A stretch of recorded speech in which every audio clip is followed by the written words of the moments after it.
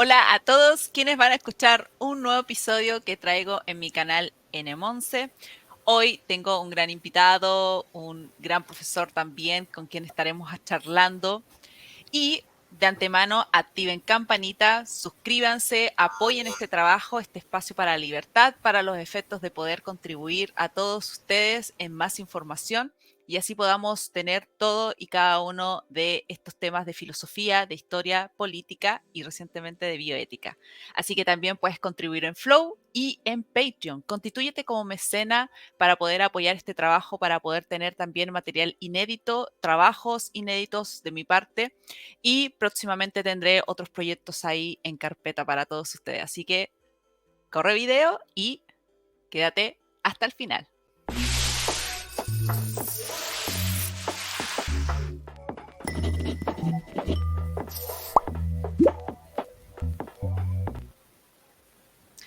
Y aquí estamos con el profesor Gabriel Zanotti. Nuevamente aquí en casa, ya hemos tenido varias charlas, varias conversaciones con respecto a esto de la libertad de expresión, de la escuela austríaca y recientemente sobre la cuestión trans, en donde hace una respuesta amable a Iván Carriño, que ahí lo voy a dejar también al final de este video para que también puedan verlo.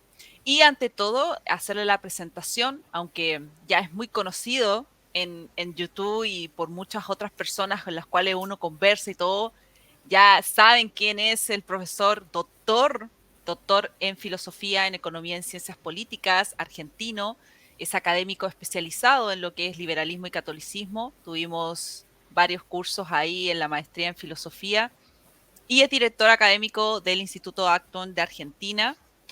Hace también en su blog varios artículos y entre ellos un homenaje a un gran filósofo, podemos decir, fenomenólogo también argentino, poco conocido, lamentablemente, el área de fenomenología cuando uno lo estudia, y es el padre Francisco Leocata, en la cual vamos a estar conversando sobre él, porque hay también una página en donde pueden encontrar algunas de sus obras, no todas. Eso es algo que lamentablemente esperamos que pueda haber acceso a toda esa bibliografía de él, pero a saludarlo, profesor, ante ¿Qué, todo para iniciar. ¿Cómo está? qué tal? ¿Qué tal? ¿Cómo estás, Nisa? Sí. Muy bien, profesor. Y aquí, después de todo lo que hemos trabajado en la tesina de mi maestría, Ujú. que es el tema que vamos a estar conversando porque ahí se relaciona varios libros que fueron muy complejos de encontrar. Y es mi misión también en esta oportunidad y para todos también de darles a conocer alguien muy importante, un sacerdote igual, católico, pero ante todo es filósofo y fenomenólogo y muy preocupado también de la educación, que es, que en paz descanse, Francisco Leocata. Ujú. Y usted hace un blog también, donde tiene ahí varios artículos donde hace una contribución y en cierta medida también reivindica ciertas cuestiones que formaron parte de su estudio, principalmente con respecto a Edmund Husserl, y claramente que me gustaría que nos introdujera en esa vida, en esa obra de él muy brevemente, para contar tanta información que hay, pero para también generar una motivación a la gente que conozca, que se motive en lo que es filosofía del lenguaje, porque efectivamente el lenguaje mueve y potencia y también puede destruir y manipular las mentes de las personas. Y yo creo que eso es lo vital en la contribución que hace también Francisco Leocata. Así que ahí Ujú. le dejo la palabra, profesor. Bien, Francisco Leocata nació en Italia en 1940 y a los 10 años su familia vino a Argentina. Y él entró al seminario de la Orden Salesiana, donde se ordenó como sacerdote y al mismo tiempo comenzó sus estudios de filosofía en Roma. Luego los revalidó acá en la Universidad Católica de Buenos Aires. Eh, y ya en 1979 publica su primer libro, que es un libro sobre filosofía moderna y contemporánea acerca de los problemas del iluminismo como movimiento filosófico. Y ya en ese primer libro se vislumbra una corriente de pensamiento no muy frecuente en el mundo, que es la conciliación entre el pensamiento de Santo Tomás y el pensamiento de Edmund Husserl. Que en Europa hay una autora fundamental al respecto, que es Edith Stein, y, pero el encuadre de Edith Stein, que se vio sobre todo en su libro El ser finito y eterno de 1935, es más bien una conciliación del pensamiento de Santo Tomás con lo que podemos llamar el primer Edmund Husserl. O sea, un Husserl que retoma en pleno siglo XX el tema del conocimiento de las esencias, que es un tema que después del positivismo había quedado totalmente fuera del ámbito filosófico. Por ahí es donde escribe Investigaciones Lógicas, Ahí es está, el primer ahí está. Husserl. Exactamente. Bueno, no de casualidad fue el libro que produce prácticamente un cambio de transformación en el pensamiento de Edith Stein, antes incluso de convertirse al catolicismo, ¿no? Cuenta la leyenda que Edith Stein, muy, muy jovencita, se aparece en la universidad y en el despacho donde estudiaba Edmund Husserl con el libro Investigaciones Filosóficas en mano, ¿no? Para conversar con su maestro. Todo esto lo estaba diciendo para decirte que el enfoque de Leocata va más bien por el Edmund Husserl de la intersubjetividad. Esto es de un enfoque de la filosofía que sigue y transforma el yo soy de Descartes en un nosotros somos. O sea, la característica eh, fundamental del ser humano y de la realidad humana es el ser con los otros, ¿no? La intersubjetividad. Eh, y, eh, y este es un tema que va más allá de una mera curiosidad. Lo que quiero decir con esto es, a veces cuando se habla de la conciliación de dos autores, eh, eh, parece un tema interesante, pero que no agrega nada a los dos autores en cuestión. O sea, yo podría, por ejemplo, decir, bueno, el pensamiento de Confucio es compatible con el pensamiento de Wittgenstein, pero no agregaría nada ni a Wittgenstein ni a Confucio. Pero, pero No da un input o algo ex novo que pueda complementar su exactamente. estudio. ¿Sí? Pero la conciliación del pensamiento de Edmund Husserl con el pensamiento de Santo Tomás es un agregado importantísimo al pensamiento de Santo Tomás y a la filosofía en general. Primero, porque eh, toda la filosofía pega un salto importante con el tema de la intersubjetividad. Es lo que, para que se entienda en términos de otro autor, que es Ortega y Gasset, que esto no es lo mismo que Husserl, pero es una manera más didáctica de introducirlo porque Ortega forma parte de esos dos o tres autores que escribían fácil sobre temas difíciles. Ortega dice que la filosofía antigua es la filosofía del objeto, la filosofía moderna es la filosofía del sujeto y la filosofía contemporánea es la filosofía de la vida, entendida como las circunstancias que rodean al yo. Bueno, ¿qué quiere decir esto de la vida? Quiere decir que después de siglos y siglos de devaneo sobre si lo más importante es el sujeto o el objeto en la teoría del conocimiento y en la ontología, o sea, en la teoría de lo real, eh, la filosofía contemporánea da un giro adicional importante eh, cuando afirma que lo más importante en el ser humano, en su conocimiento y en su ontología, es la filosofía de la vida, entendida como el mundo de la vida, un mundo de la vida que surge de entender a la filosofía como el mundo de la intersubjetividad, como el mundo de ser con los otros, cosa que supera en cierta medida las dicotomías clásicas del objeto y el sujeto, ¿no? Bien.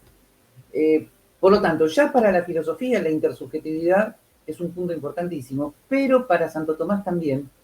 Primero, porque se sacan algunas consecuencias adicionales de los mismos planteos de Santo Tomás que el tomismo de fines del siglo XIX no había visto. Pero segundo, porque eso permite un diálogo con la filosofía moderna y contemporánea que el tomismo del siglo XIX había dado por concluido. O sea, el tomismo del siglo XIX, de fin del siglo XIX, lo que hace es una interpretación solamente aristotélica de Santo Tomás contra toda la edad moderna y contemporánea. En cambio, conciliar a Santo Tomás con Husserl significa conciliar a Santo Tomás como un autor que permite otra visión de la filosofía moderna y de la filosofía contemporánea. Una visión que ya no es el iluminismo racionalista del siglo XVIII, sino que es una visión de la filosofía moderna donde toma de la filosofía moderna el tema del sujeto, eso se continúa, pero al agregar el tema de la intersubjetividad, del ser con los otros, transforma para bien esa herencia, esa sana herencia de la modernidad. Porque ya no hay ninguna duda sobre la existencia de lo real, porque lo real ahora es el otro. Hay un giro en la ética, porque la ética ahora significa poner la mirada en el otro. Hay un giro en la ontología, porque entonces si la pregunta por lo real se responde diciendo lo real es el otro, y desde el otro se enfoca todo lo demás, ¿no? Y en esta perspectiva, ubicar el pensamiento de Santo Tomás implica que el tomismo tiene un diálogo con la filosofía moderna y contemporánea, cosa que el padre Locata siempre hizo, y concluyo con esto, que permite entender el giro que la Iglesia Católica da en el Vaticano II. Sin este enfoque, no se puede entender qué pasó en el Concilio Vaticano II. Y acá hay una cosa muy curiosa. Eh, el giro lo hicieron en realidad teólogos, no filósofos, que daban esto ya por supuesto, ¿no? Bueno, creo que con esto introduje lo suficiente. Sé que no es fácil explicarlo, pero hice lo mejor que pude. Siempre esa humildad, profesor, ante tanto conocimiento. em, y bueno, complementando con esto de lo que hablamos de Francisco Leocata, de sus grandes obras, y Ujú. muchas de ellas no están de libre acceso, no es fácil encontrarlas. Quiero decir que hay un Para grupo en hacer... Facebook. Hay un grupo en Facebook. Si cualquiera que entra en Facebook busca ¿Mm? grupo de estudios sobre el padre Francisco Leocata, en ese grupo hay muchas más obras que en el sitio web. Esto es una buena noticia. Ah, ¿No? ya. Ok, bueno, Entonces ahí vamos a dejar también para la sí. inquietud Ujú. de quienes quieran interiorizarse, porque esto no es solamente ver la vida de un autor, esto es el pensamiento que también genera una transformación en la manera de comprender principalmente la filosofía del lenguaje y también la fenomenología, en Sí, particular, como bien dice Husserl, con eso de darle ese vuelco, esa parte que le faltó a Edmund Husserl con el mundo de la vida, Leocata logra conectarlo, y al mismo tiempo es lamentable que no haya un mérito hacia estas cuestiones. Por eso es que consideré que era necesario hacer este espacio pequeño de un homenaje, porque efectivamente tiene muchas obras importantes que pueden encontrar, como el de Persona, Lenguaje y Realidad del año 2003, ujú, estudios sobre fenomenología de la praxis, que ese es un poco más técnico, ya requiere como más estudios sobre fenomenología en sí, del 2007,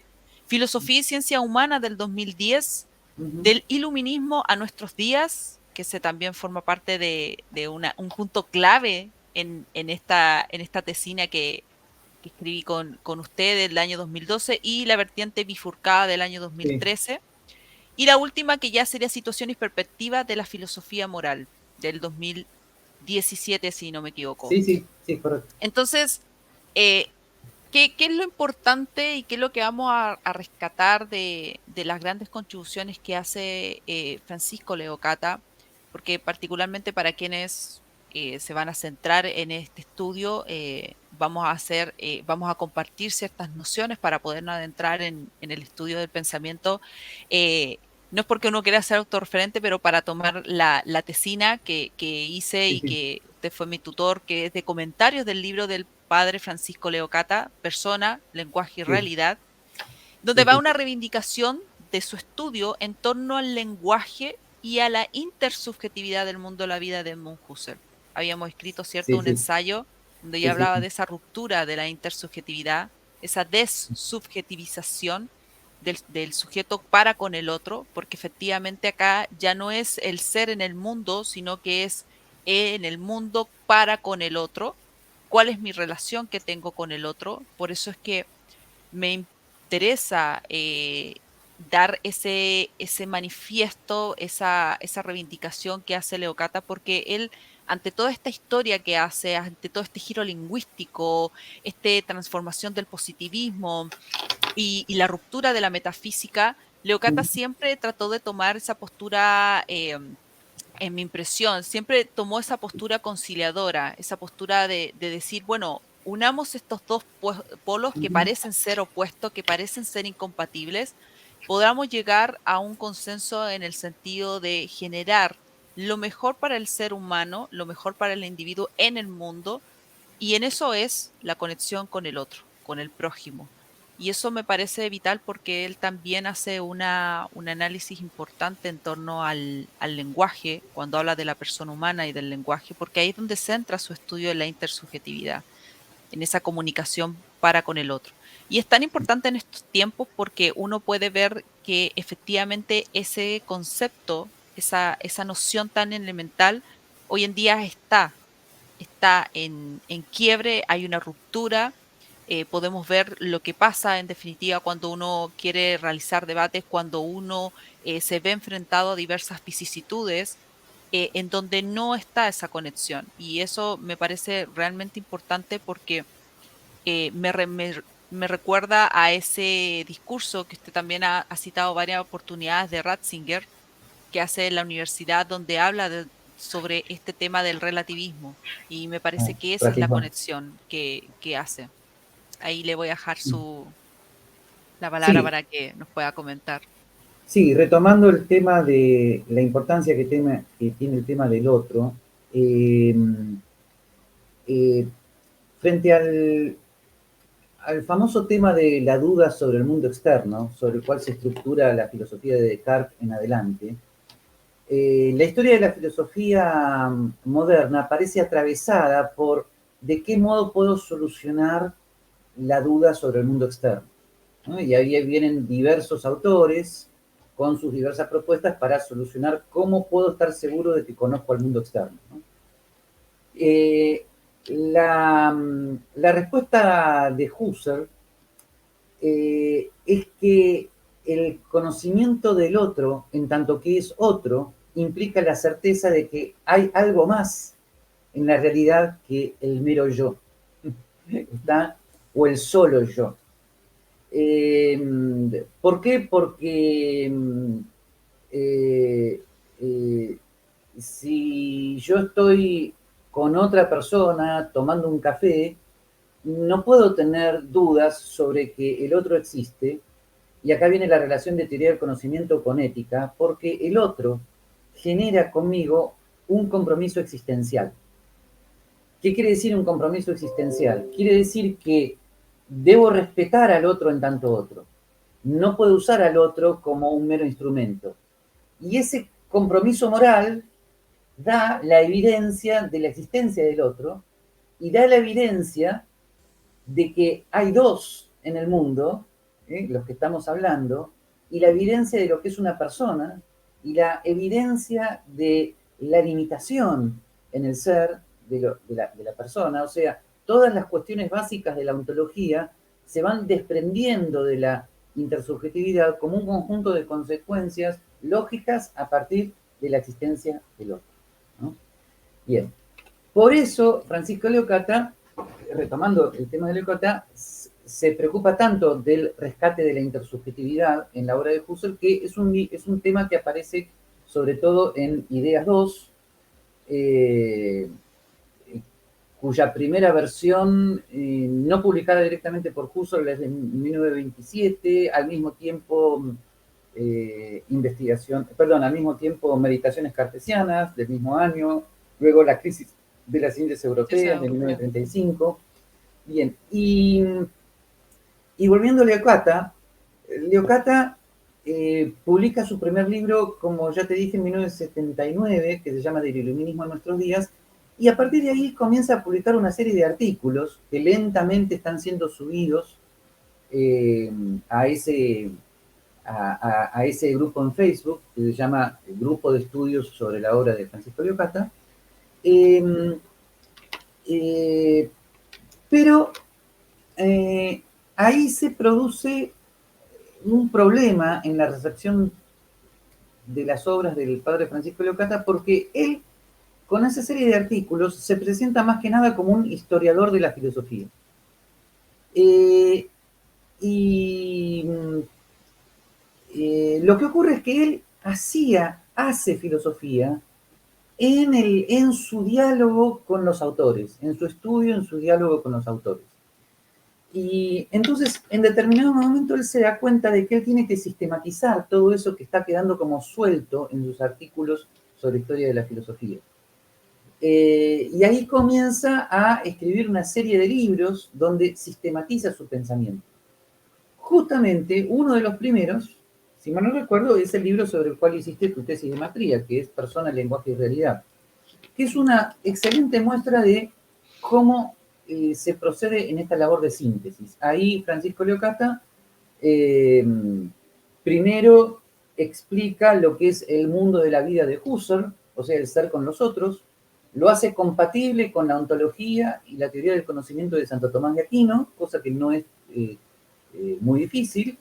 Lo que ocurre es que gran parte del pensamiento tomista se había quedado con los problemas del llamado idealismo trascendental de Husserl, y entonces por eso lo rechazaba. Leocata muestra que ese tema es perfectamente superable en una absorción, no en una reducción, sino en una síntesis de la filosofía de Husserl con Santo Tomás. Y a partir de ahí va el lenguaje. ¿Por qué? Porque la filosofía del lenguaje de Ludwig Wittgenstein, o sea, el famoso tema de los juegos de lenguaje, no es más que, según la síntesis de Leocata, el mismo mundo de la vida de Husserl hecho lenguaje. Esto es, las formas de hablar que existen en los diversos mundos de la vida, ¿no? Sería la interpretación de lo que Wittgenstein quiso decir con juegos de lenguaje, ¿no? Entonces, este es un buen ejemplo de cómo procede Leocata en el diálogo con la filosofía contemporánea, ¿no? Porque ahí hay dos autores que aparecen primero sintetizados entre sí y luego conciliados con el pensamiento de Santo Tomás, que son Husserl y Wittgenstein. Eh, y así va sucediendo en sus demás obras. Eh, Estudios sobre fenomenología de la praxis es un intento de diálogo con toda la filosofía eh, de la acción práctica post-kantiana, o sea, una vez que Kant eh,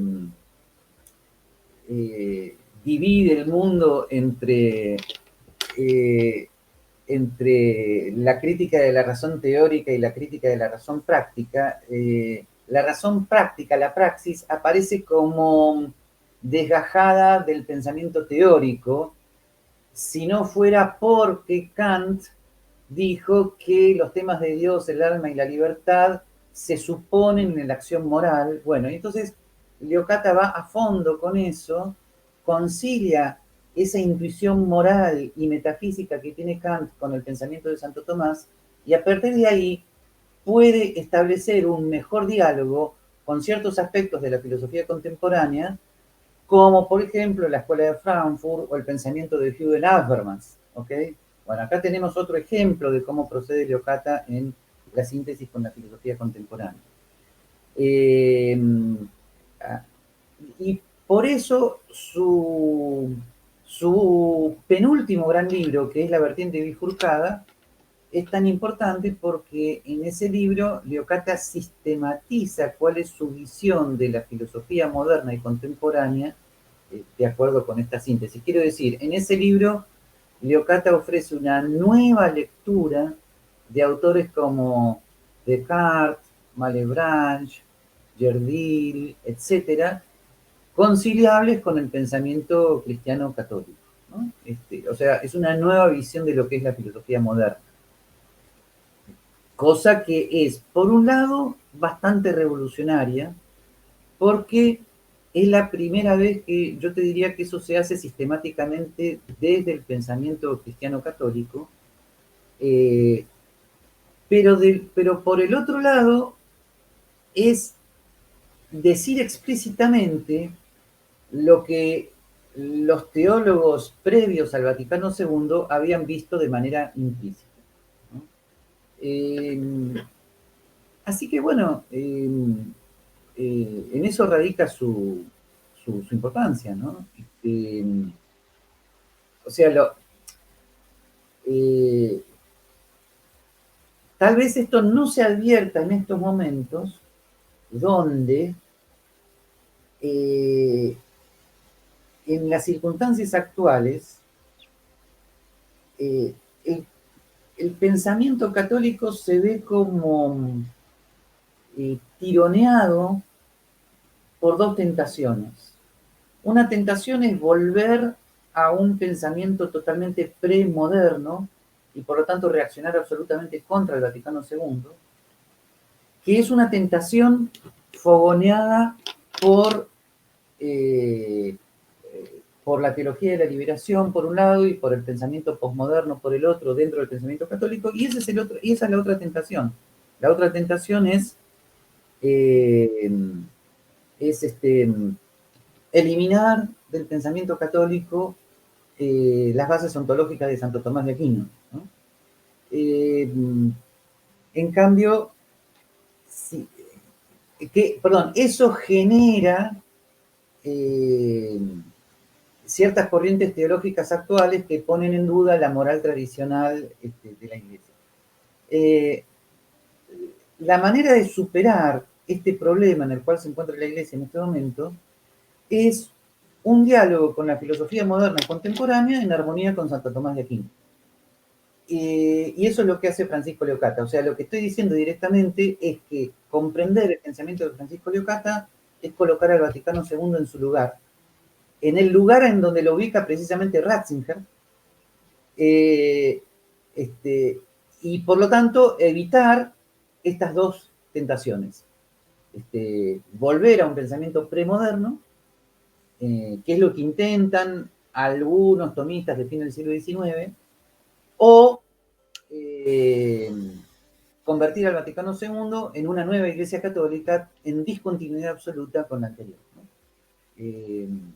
El pensamiento de Leocata permite superar ambas tentaciones. Sí, de hecho, cuando expone el tema de esta obra, de la vertiente bifurcada, efectivamente expone las fases y al mismo tiempo también da esa solución frente a este relativismo, frente a Sí. este posmodernismo con varios autores que prácticamente cuestionaron absolutamente todo lo que formaba parte del cristianismo en su momento y que después formaba parte de la metafísica. Particularmente desde mi perspectiva, creo que se puso, y eso también lo expresa él, y por eso que también hace esa suerte conciliadora, expuso los planteamientos, los problemas que eran por la metafísica, parte del estudio y parte de lo que el ser humano se preguntaba, que era el concepto de Dios, que era el concepto de la inmortalidad del alma y el tema del pecado original. Entonces, esas cuestiones, después con el modernismo, con este posmodernismo, se rompen y en eso también hay una parte que debe hacerse responsable, desde mi perspectiva debe hacerse responsable Kant, porque efectivamente cuando hace su estudio, cuando hace cierto tema de la crítica a la razón pura, deja de lado algo elemental que era precisamente el sujeto, el ser humano como tal, y comienza a centrarse el estudio en decir, bueno, ¿qué hacemos? Tenemos la división entre la fe y la razón, Sí, y de ahí sí. comienza a generarse todas estas situaciones que después, claro, cada autor hace su propia interpretación de los autores que le anteceden y por lo tanto, en cierta medida creo que también se hace un acomodo a la actualidad de Santo Tomás de Aquino, que probablemente hay muchas cuestiones que no forman parte del pensamiento genuino de Santo Tomás de Sí. Aquino y de muchos otros autores. Entonces, hay una desvirtuación y que también, no lo vamos a hablar aquí porque sería extendernos, pero también hace hincapié en eso Mauricio Beuchot, ¿cierto? Ah, sí, sí, sí. Cuando habla de esta propuesta que él expone y que la cual quiero enlazarlo en mi tesina, que es con respecto a la interpretación analógica. Ujú, Formar esa conciliación frente a la historia de la filosofía y que te mm, permita a ti poder tener una visión más amplia de dos cosas, de dos posiciones mm, completamente antagónicas a simple vista, pero que tú ujú, tengas la capacidad para poder llevar a consenso y poder tomar los elementos que están perdidos. Es mm, como elementos que están en la nebulosa, mm. están perdidos y que se trata de tomar con el objetivo de que las personas también comiencen a entender qué es lo que está pasando y por qué estamos donde estamos hoy en día. Bueno, en todo lo que has dicho hay dos temas, el tema de Kant y el tema del posmodernismo. Efectivamente, todos sabemos que Kant sostiene en la crítica de la razón pura que la metafísica no puede justificar racionalmente la existencia de Dios, del alma y de la libertad, ¿no? Eh, pero recordemos que en la crítica de la razón práctica, Kant afirma que la moral tiene como presupuestos Dios, el alma y la libertad, y entonces lo que hace Leocata eh, en vez de regodearse en una supuesta inconsistencia entre el Kant de la moral y el Kant de la metafísica, como hacen algunos tomistas, Leocata ve en el Kant de la moral, y esto lo desarrolla en la vertiente bifurcada, en el Kant de la filosofía moral, Leocata ve un fundamento metafísico, que Kant no lo quería llamar metafísico, que es su visualización de la naturaleza humana, de la dignidad humana, del no tratar a otro como fin, sino como medio, sino como fin. Bien. Entonces, por un lado, Leocata reconstruye el pensamiento de Kant de tal manera de no colocarlo del lado de un positivismo, que sería un modo de interpretar a Kant, ¿no? Por lo tanto, hay un diálogo con un Kant más moderado, con un Kant mucho más compatible con un pensamiento cristiano, que ya lo había hecho Karol Wojtyla. Karol Wojtyla, de alguna manera, cruzando el umbral de la esperanza, afirma que el segundo imperativo categórico de Kant, tratar a otro como fin, nunca como medio, es cristiano, ¿no?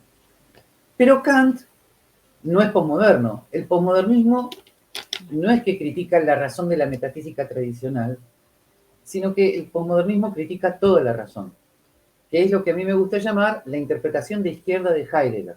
La crítica de Heidegger al olvido del ser es interpretada por Gianni Bátimo como el no fundamento, o sea, como la eliminación de todo pensamiento racional, ¿no? Y esto es origen del posmodernismo relativista, que tanto ha influido en el mundo actual.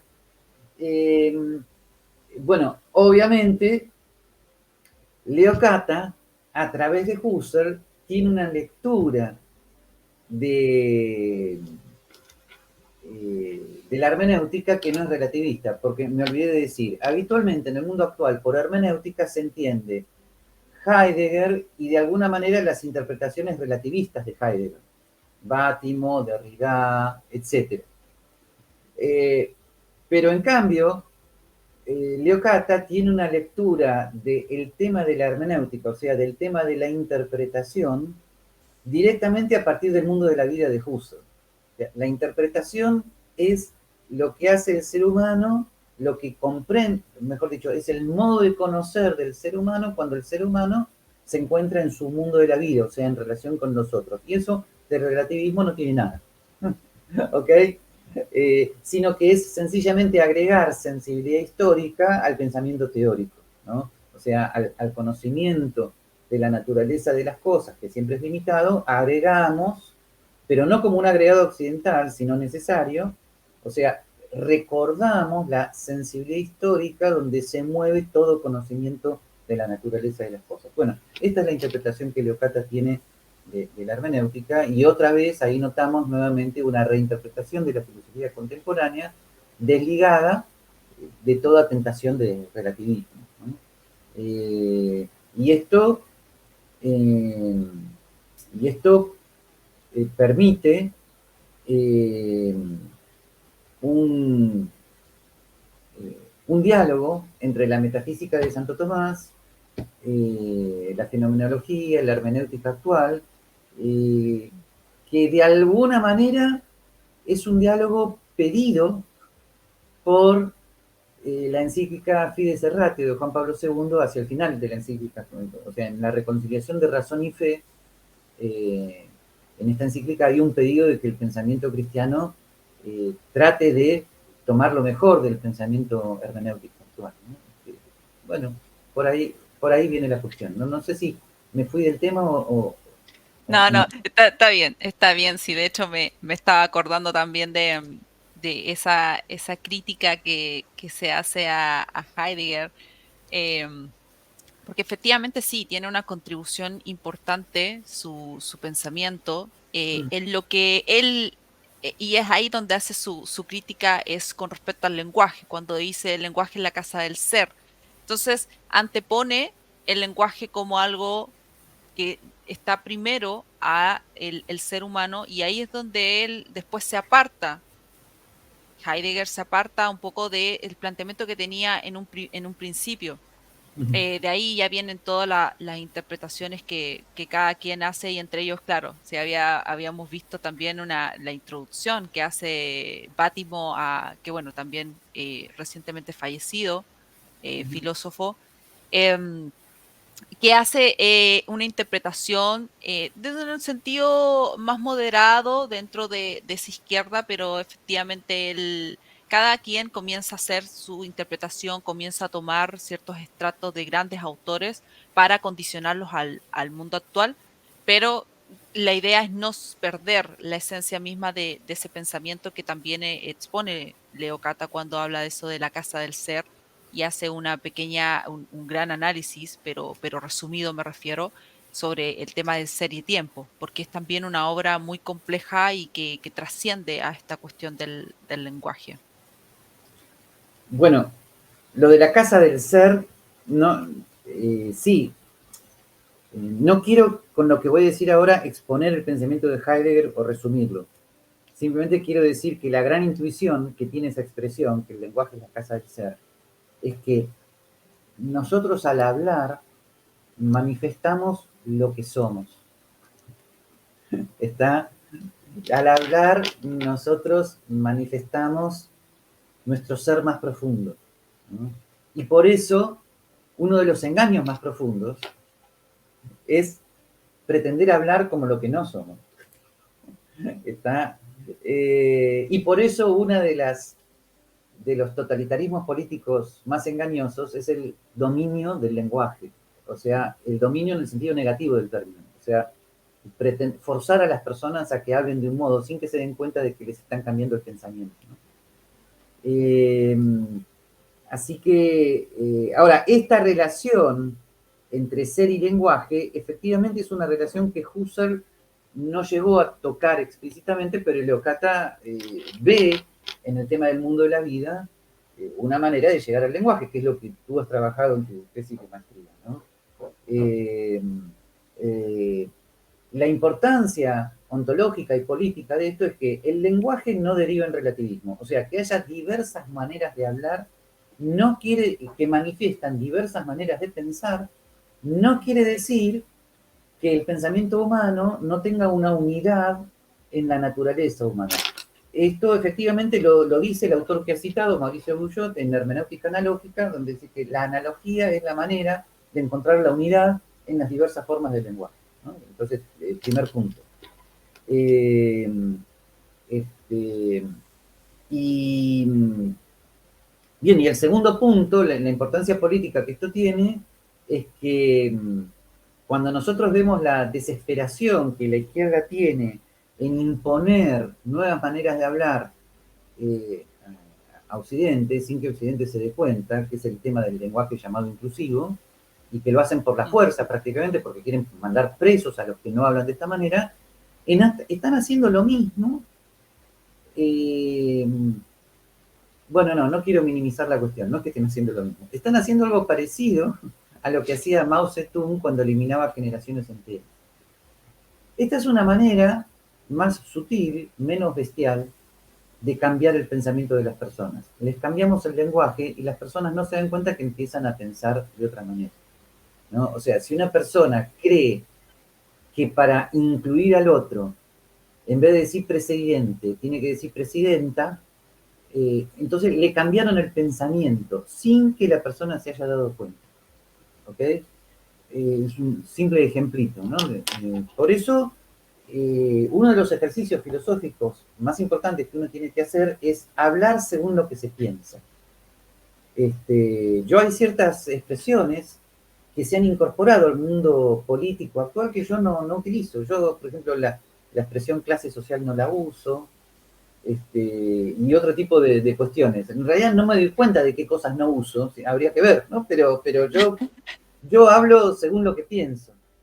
Eh, eh, y, y, bueno, esta es una manera de advertir la potencia cuasi infinita del lenguaje, ¿no? Y cómo la recuperación del lenguaje es importantísimo. En última instancia, hay una manera de hablar que es totalmente coherente con un pensamiento metafísico de fondo.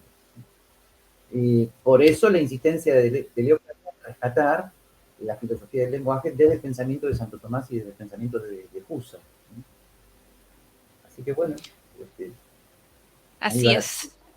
No, muchas gracias por esta pequeña charla, siempre con esa pasión que uno ve en varios académicos en enseñar, en transmitir y también en motivar a la gente a leer. Yo creo que lo importante en estos tiempos es leer. Internet tiene muchos libros gratis que puedes encontrar, que puedes hallar y hay textos que son para cualquier persona, cualquier lector, no tienen tanto tecnicismo, no están cargados tanto a ciertas cuestiones que la gente puede no comprender, pero creo que sí estas son maneras, estas que tenemos como en este momento, en este mundo, que tenemos de poder compartir en términos sencillos, en términos breves. Breves me refiero en un tiempo que permita también abordar una temática, porque es difícil poder hablar de esto en 60 segundos. Es difícil poder hablar esto en 10 minutos y lo que la gente tiene que darse cuenta cuando utiliza demasiado las redes sociales, en definitiva lo que están haciendo también es decirte y reducirte tu capacidad de atención.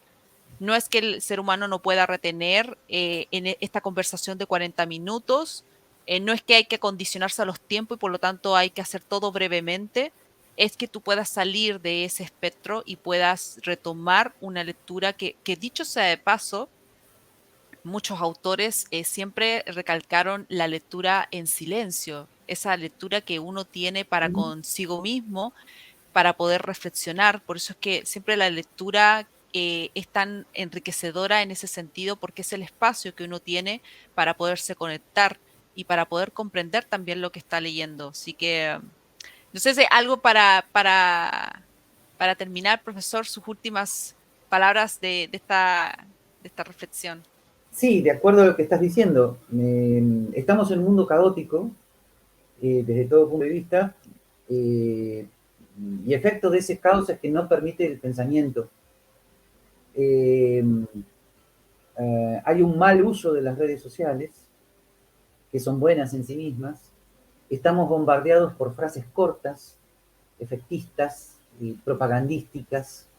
Este, estamos fogoneados por un modo de hablar, ya que estábamos hablando de eso, que presupone que la brevedad puede sustituir a la profundidad del pensamiento. Eh, el WhatsApp sirve para estar llegando a un lugar y decirle a la otra persona, ¿ya estás ahí? Ok. Pero a mí me llegan por WhatsApp preguntas tales, profesor, ¿cuál es el sentido de la vida? Presuponiendo que yo le puedo responder por WhatsApp, ¿ves?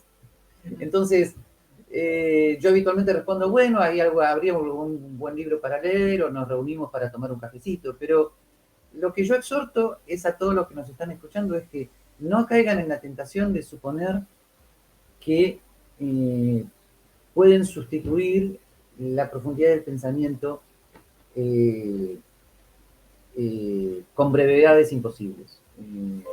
Ya sé que no estamos en época de hacerlo, pero hay que volver a pensar, hay que volver a estudiar.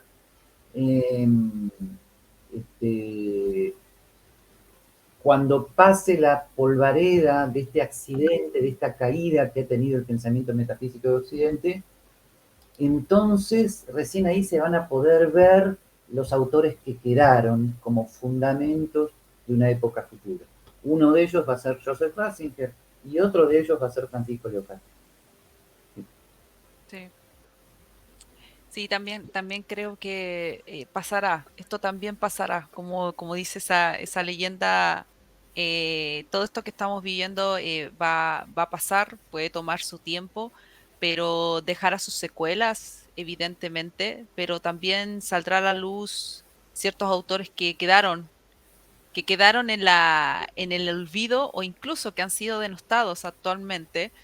Ya ha Em, pasado, ya ha ha sucedido. Lo pasado, que pasa es que es yo no parte. sé cuántos siglos más la voluntad de Dios nos tiene, nos va a tener, ¿no? Pero diría, yo no sé cuántos siglos la voluntad de Dios nos tiene pensados, porque en Dios pensar y ser es lo mismo, pero, pero ya ha pasado. Fíjate que después de la caída del Imperio Romano de Occidente, hubo 4 o 5 siglos hasta el Renacimiento carolingio en el siglo IX, y recién ahí se pudo ver lo que se había salvado, ¿no?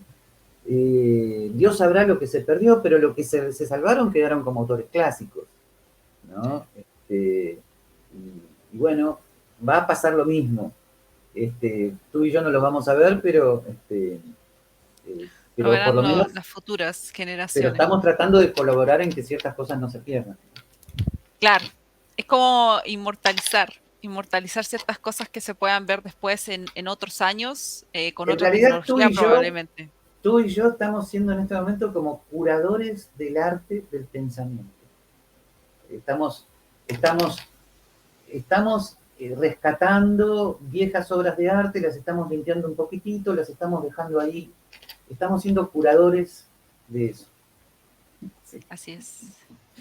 Sí, muchísimas gracias, profesor, y a todos también quienes han, amantes del espacio de libertad, de pensamiento, de darse estos tiempos para poder conocer de otros autores. Lo invito a suscribirse, los invito también a formarse como mecena, a contribuir en estos trabajos que son autogestionados, que finalmente nacen porque uno tiene una pasión y quiere transmitirlo, quiere inmortalizarlo y también quiere exponerlo a gente que esté en casa, que deje un poco de lado la televisión y puedan tener estos espacios para poder reflexionar, conocer de manera sencilla y dejarles en la descripción de este video mi tesina y también el ensayo que hicimos con el profesor Zanotti. Uh-huh. Pueden ver también su blog, que también lo voy a dejar en la descripción de este video. Siempre vean la descripción de este video para poder también conocer un poco más. Y como video sugerido voy a dejar ahí el de la libertad de expresión bajo ataque que conversamos con el profesor. Está el de la cuestión trans, pero son cuestiones distintas, están conectadas claramente, pero son temáticas que ustedes pueden encontrar en mi canal. Así que muchísimas gracias, profesor, por este espacio. Gracias a ti, Misa, ha sido un gusto de vuelta. Yo quedo siempre a tus órdenes. ¿No? Sí, nos vemos en otro episodio. Chao, Nos chao. vemos. Gracias por todo.